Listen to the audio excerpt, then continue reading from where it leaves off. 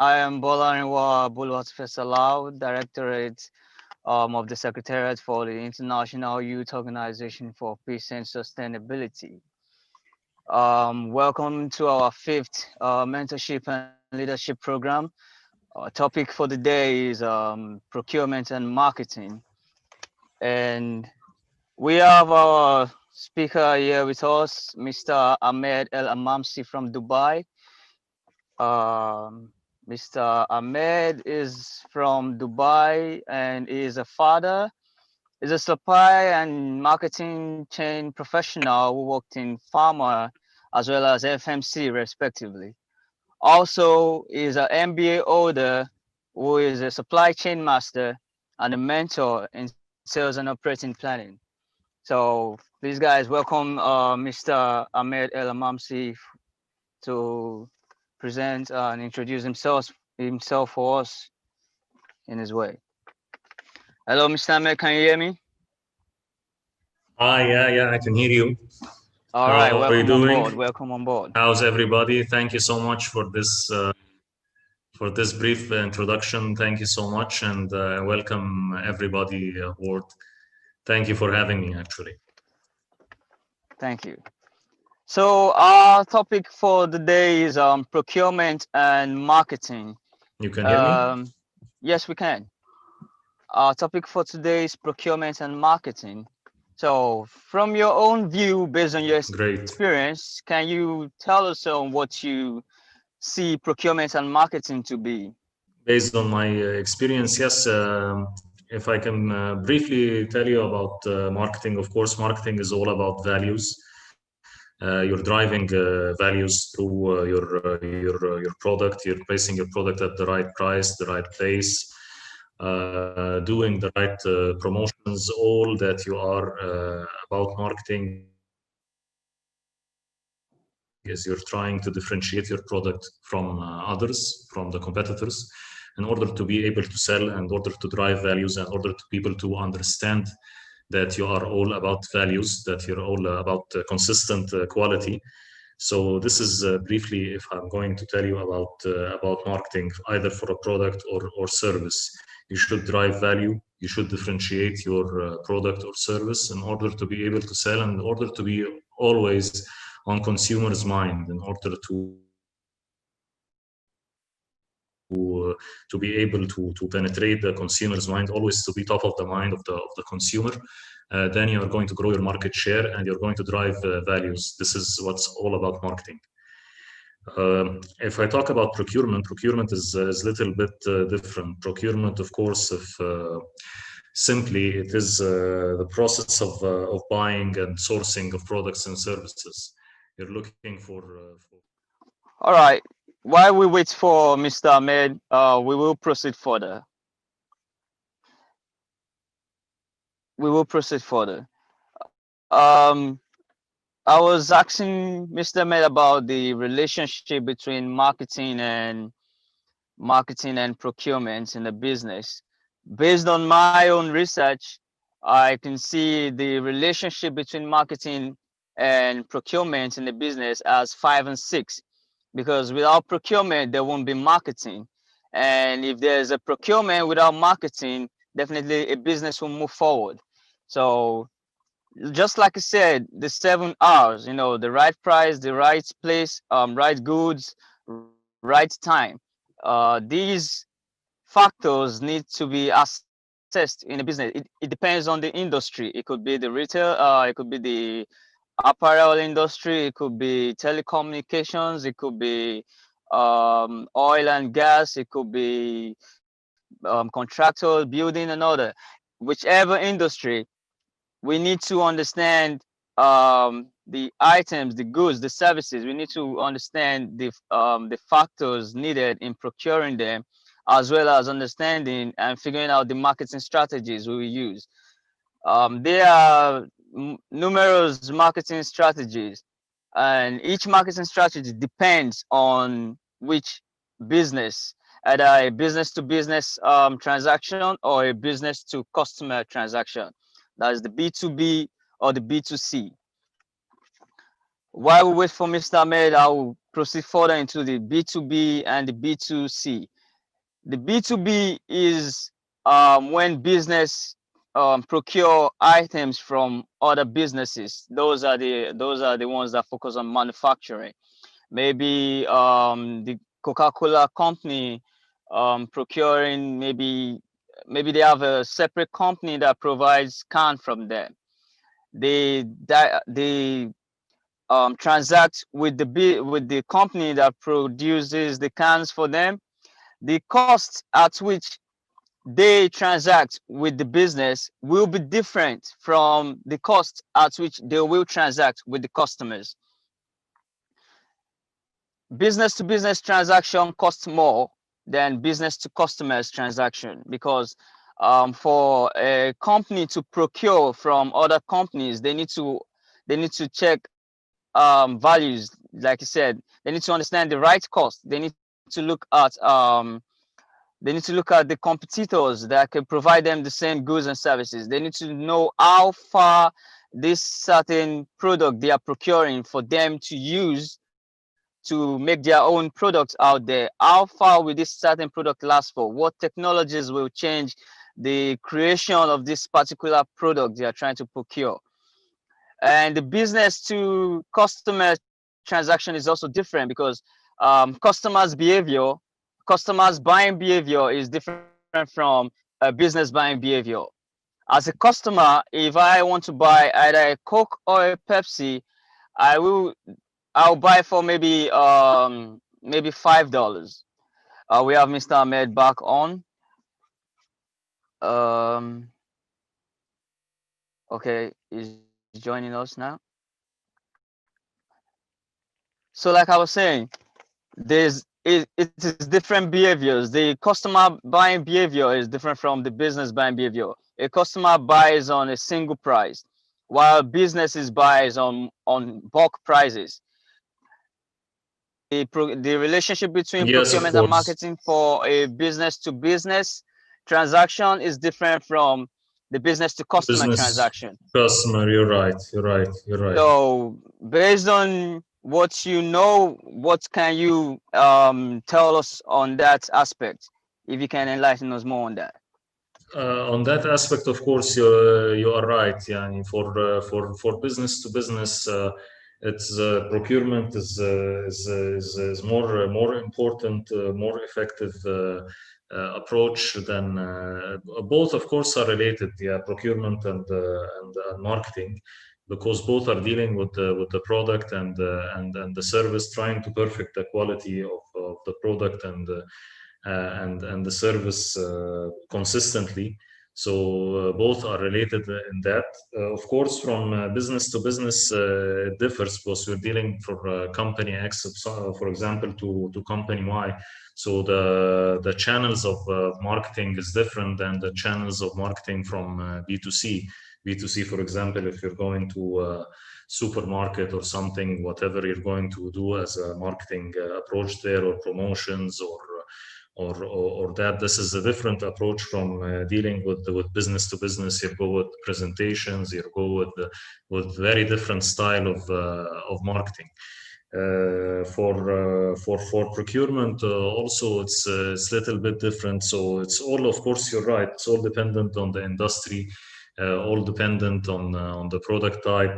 But for both, you must study well. For procurement, you must study well the product specifications. You must understand the product specifications well before you you go into the procurement cycle, because you must understand what the product stands for, what is who are sourcing the product, which country is sourcing the product, if this product is seasonal or not. There is a lot of aspects. So yes, it differs from one industry to another. It differs. So it goes from business to business, from business to customer. You were right on that approach. Thank you. Thank you very Mm. much for that. Moving further, we Mm. understand that the procurement and marketing strategies are different based on the business to business or a business to customer, but they are Yes. vital in the business. Now, Yes. um, let's talk about the buying behavior that triggers procurement. buying behaviors for customers for business differs. Most times it depends based on the cost of the items they need at the particular moment. Now, looking at ordering, do you think ordering of particular goods or services a company needs or a customer needs is a good idea for a business? Is it a good idea for a business to order particular goods or services, maybe because of low cost or because of changes in technologies? Do you think it will be good for them later on, or is going to have a fallback if there's a change either in technologies or in price later on? So what buying behavior do you suggest for businesses? Buying behavior also, of course, differs according to the product or service. And I must say, because you're talking about cost and all that, we must take care that in procurement, we must not focus only on cost savings or on that cutting costs or something like that. No, we're buying, we must buy. There is something called supplier relationship management. We must focus on our long-term relationship with the supplier.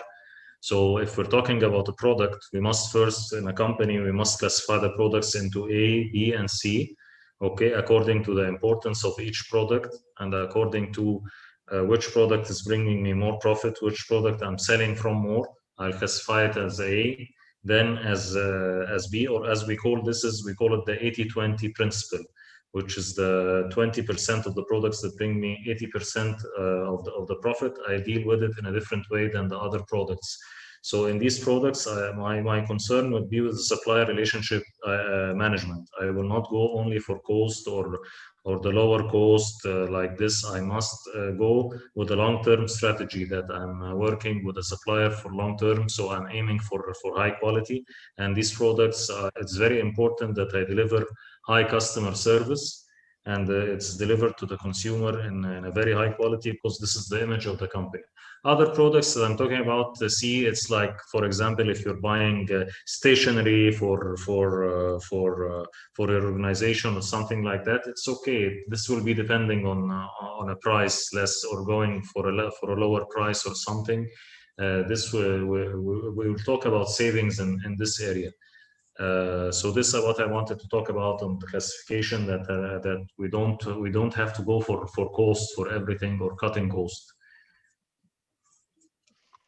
Thank you very much. So you are actually making us understand that we shouldn't just focus on cutting costs, rather focus on a long-term relationship with the supplier, with the as well yeah. as the flow of sales on the particular item.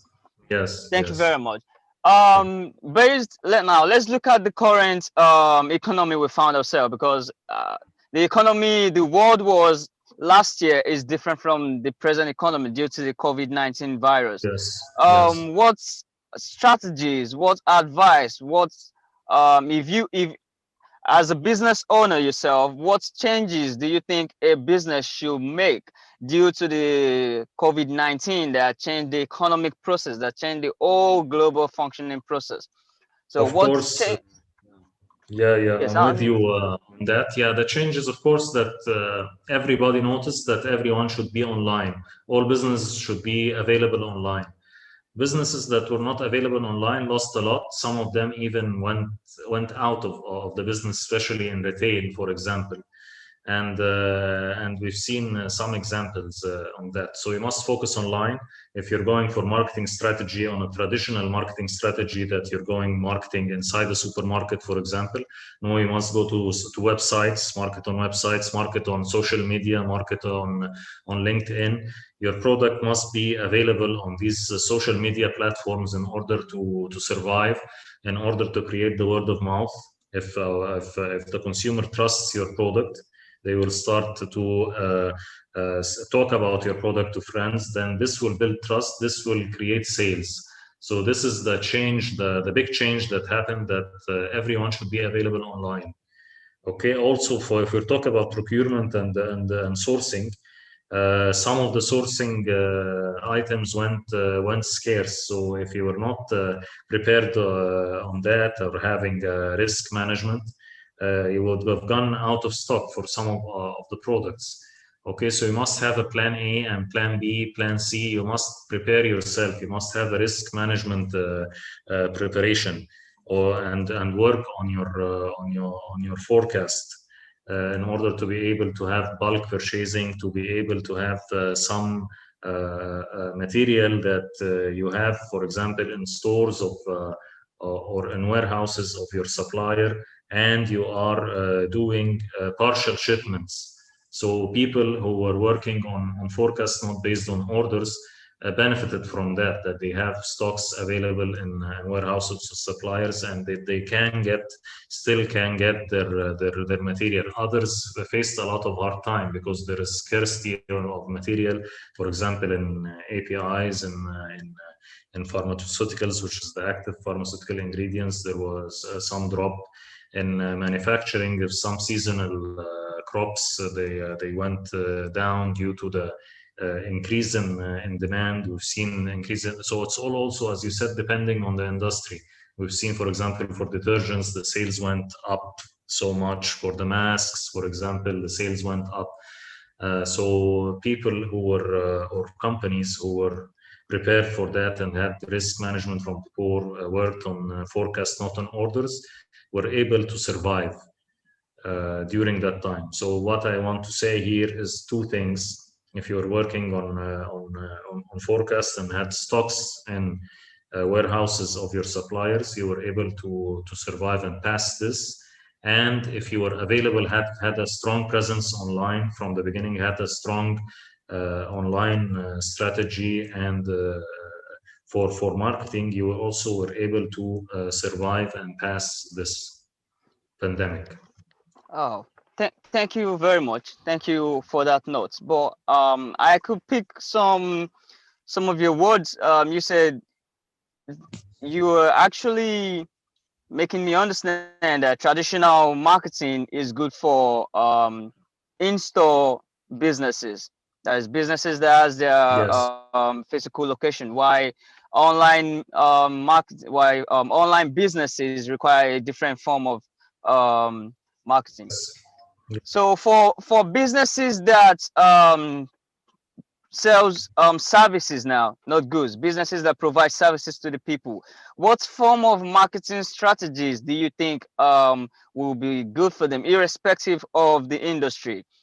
I have two options here I'm actually looking at. I'm looking at network marketing, and also I'm looking at the Yeah. multi-level marketing strategy. Yeah. Which strategy do you think will work in this current change of economy due to the COVID-19, due to everything going on right now? Which strategy do you think small businesses selling services as well as big businesses selling services should adopt?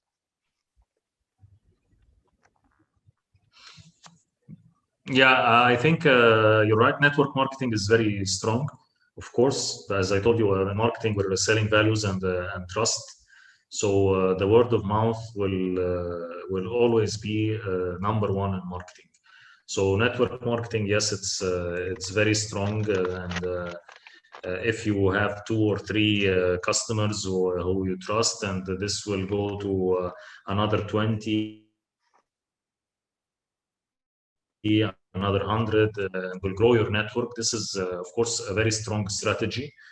Also, you will have to start working on having apps and on an omni-level strategy. Like now, there is talking about having apps which serves everything, like the apps that we have on the telephone. This is a very strong strategy now, that you have apps that you can buy for your products from and all that, of course, is depending on that you are consistently hitting high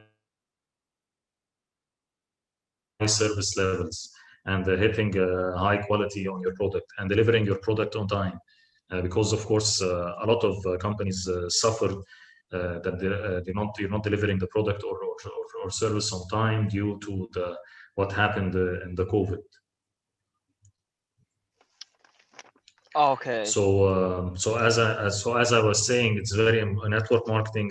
I see it as a very strong strategy, and it's there to stay, and it will grow your business more. Okay. Thank you very much for enlightening us on that. I can see you have a MBA in supply chain, like you're a master of supply chain. For a business, either an existing business or a coming up business, but what supply chain of command would you recommend for them, irrespective of the industry? Like what supply chain do you think they can work with towards their procurement?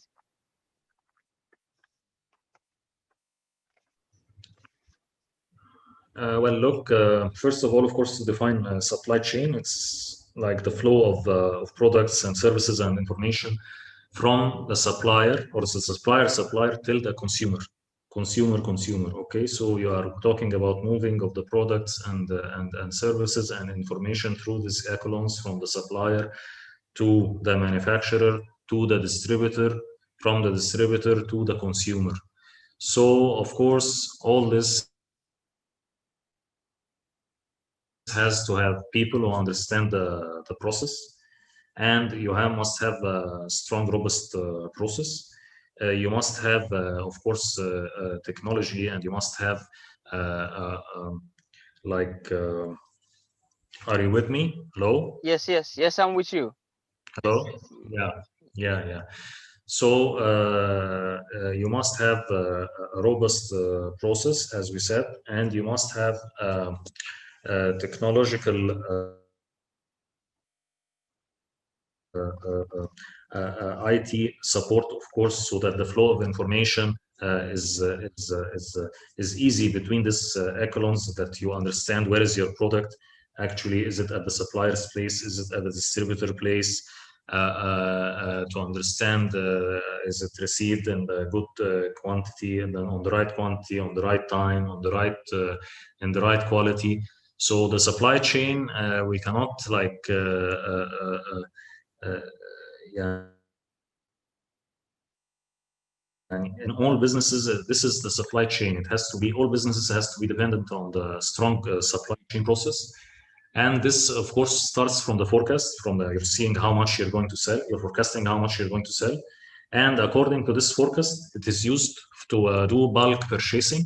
Okay, this is the relation between supply chain forecasting and procurement. As long as you're having forecasting and you are measuring your forecast regularly to ensure that the forecast accuracy is high, you can depend on that to make bulk purchasing, to receive, to make saving actually by making this bulk purchasing on the right time, and using this to deliver to the customers on shipments, like partial shipments.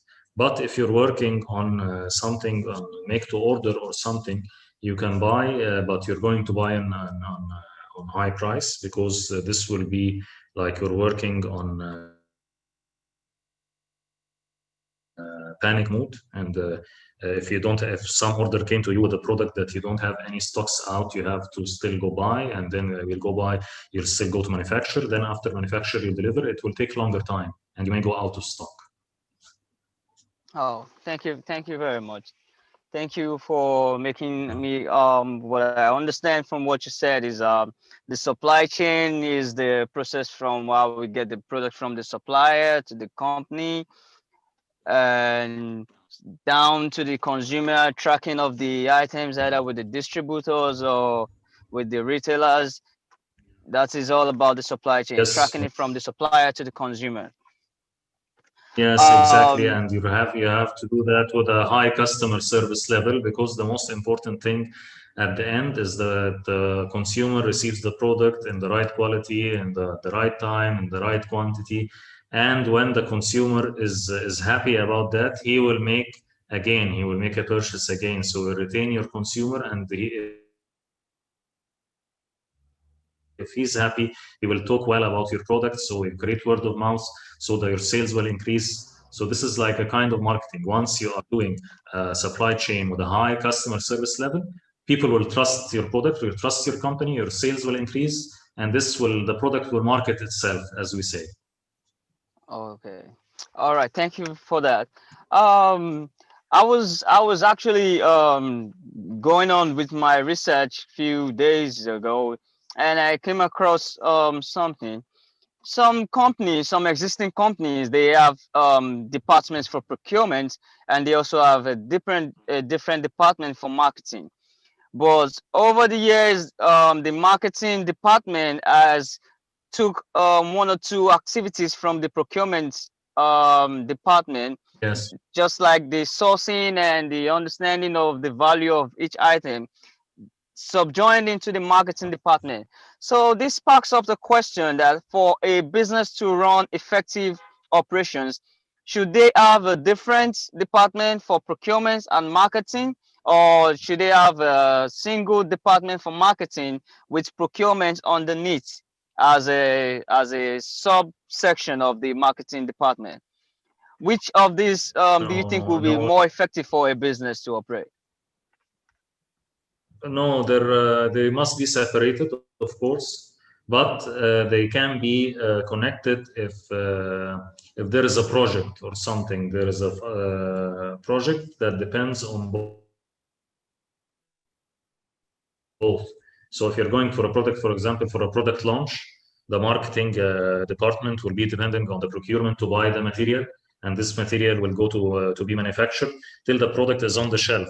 So this is a project where marketing and procurement will be collaborating, and there will be collaboration actually in this project between marketing, procurement, planning, a lot of departments till the product reaches the shelf. Okay, there is also collaboration always, because marketing, it's about, for example, promotions in the supermarkets, and these promotions are done in shrink wraps. So buying the shrink wraps, we go to the procurement. We need from X product, X quality of the shrink wrap, which is like 50, 90 microns thickness, so that the product does not cut, or they can be clear the message if I'm, for example, selling 5+1 products, or 20% off if it's a cans or something. So it must be stretched like this. So I go to the procurement. The procurement will order a certain quantity, and we need it, and they will tell me it needs X lead time. So for the marketing department to understand that it's not a pressing a button. If you cannot go to the procurement, tell them I want this product to be ready, shrink wrapped in a week. No, it takes, for example, they will tell you it takes a lead time of 1 month till these products are ready. Then when it's ready, it will take another month to go to the market. So if you're planning to launch the product in 1 week or something, no, this would process will take you 2 months. So postpone your plan. So make sure that these products, it will reach the market in 2 months in the right quality at the right time, so that you plan your launch perfectly, because it's very important, of course, in a product launch. When you say a date, the product will launch at beginning of the year, for example, you hit this date. When you don't hit this date, you get delayed. Consumer is unforgiving. He will go to another product. He will buy another product. So this is the kind of collaboration between marketing and procurement. It comes in, for example, new product development, or if there is any tactical promotion that is going to happen in the market, there is always collaboration between marketing and procurement in this. Thank you very much for that. You made us understand that it is important for a business to have a separate department for procurement and marketing, Yes, so of they can course. be able to Yeah. analyze goods and Yes. services they are trying to launch. Thank you very much. Before we round up in a bit, we have some questions from few of our audience. We have 3 to 4 questions here. A Yeah, question sure. from someone that is not in the business field is, he says, what is an essential skill that a person must have before he goes into the aspect of business?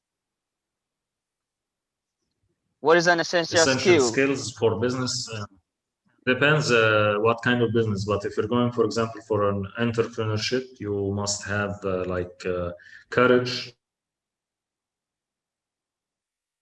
that you are going to carry a business alone. You must understand, you must read, you must get advice from other entrepreneurs. You must have skills, of course, you must understand the finance.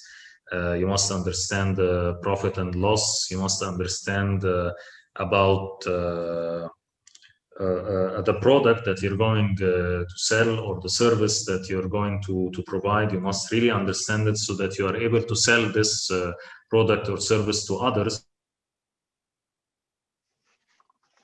You must really understand about it so that they are also convinced to buy from you. For example, if you're going to sell something, and as we are talking about network marketing now, if you're going to have this to understand your product, also you have to be able to sell this through talking to people. So you must have negotiation skills. For example, you can take courses of negotiation skills, courses of public speaking, how you can sell your product to public if you're going to attend a seminar, or if you're going to talk to people in a platform like we're talking me and you on. How are you going to present your product? You must have, of course, for example, like PowerPoint skills. Put your product or service on a presentation that's clear and simple for anybody who doesn't understand anything about your product or service can understand what your product or service provide. So these are the basic skills that you must have before you dive into business. Oh, thank you very much. Um, just I'll touch two more questions and we round up.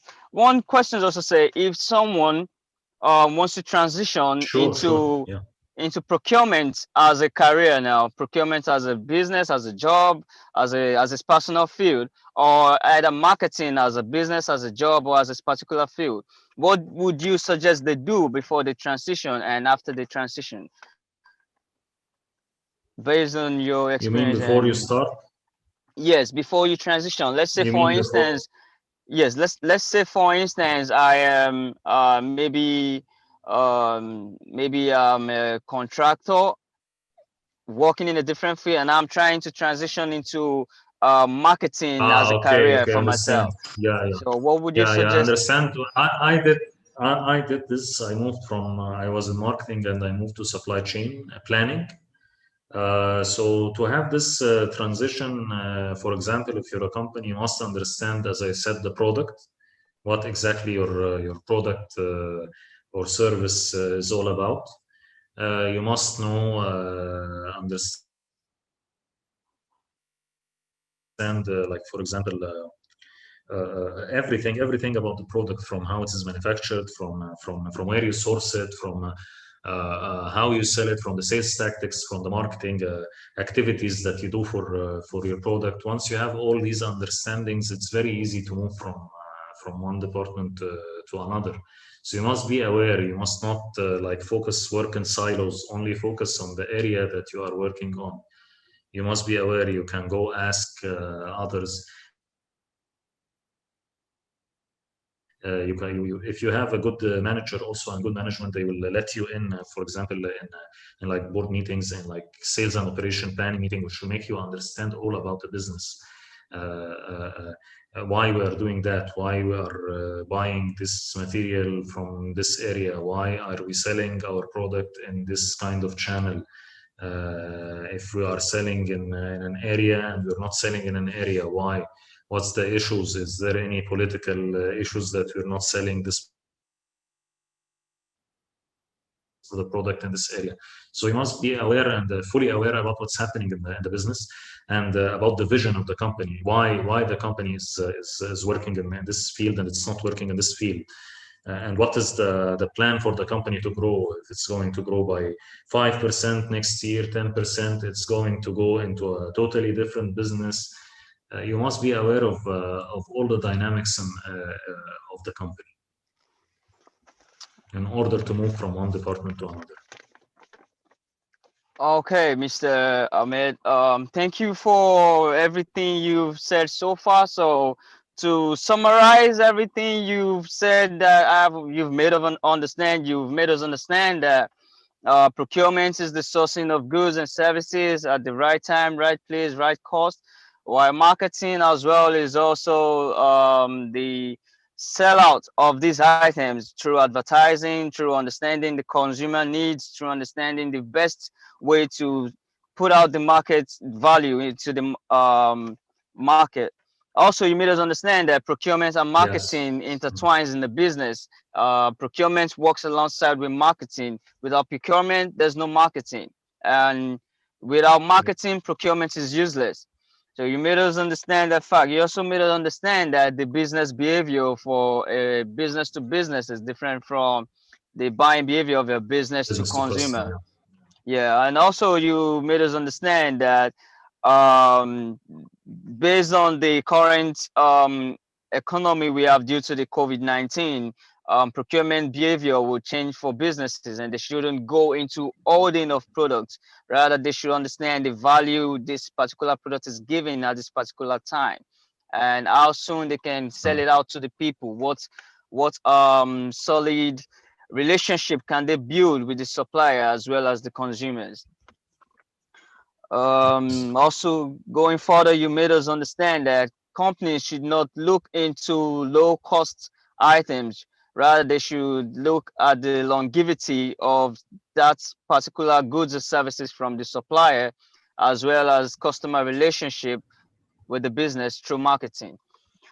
Also, you made us understand that for someone to transition into business, they need to require essential skills of courage, essential skills of accounting, profit and loss, how to balance, and they must understand that the business needs to grow. They must set a target for the business to grow, either by 2%, 5%, depending on their choice. So far so good. I appreciate the knowledge you've shared with us so far. To my audience, our guest speaker for today once again is Mr. Ahmed El Hamamsy from Dubai. Mr. Ahmed, is there any closing word you have for the viewers, for the audience? Is there anything you have to add, to subtract, so we can let it out to them? No, I'm just so happy to be here today with our audience, and I know that they are all youth and maybe looking for new jobs or just still completing their university studies or something. I'll tell them just go for your passion, what you really like. Think about what you really like and go for it. And ask people in the field who have more experience and just go for what you like. Don't be scared. The market, yes, there is some conditions now, but this is temporary. The market will be stable. Jobs will open again, and there is always opportunity even in this situation that we are in. We've seen how there is opportunity, and some businesses really grow by being present online and by being consistent in delivering quality. So go for what you like, go for your passion, and you will succeed. I'm sure that everyone here will succeed. Thank you so much. Thank you very much, Mr. Ahmed. Thank you very much for your time. Thank you very much for sharing your knowledge. We from the International Youth Organization for Peace and Sustainability, we appreciate your time and we acknowledge you. Thank you very much. So this Thank you will so much. be Thank you. Thank the you. end for our program for the day, and we look forward to seeing you among our organization, members, and let's share ideas to make the world a better place for us. Sure, sure. Thank you so much. Thank you. Thank, Thank you. I thank appreciate you. you. You're welcome, Thank you. sir. Thank you Thank to you. everyone.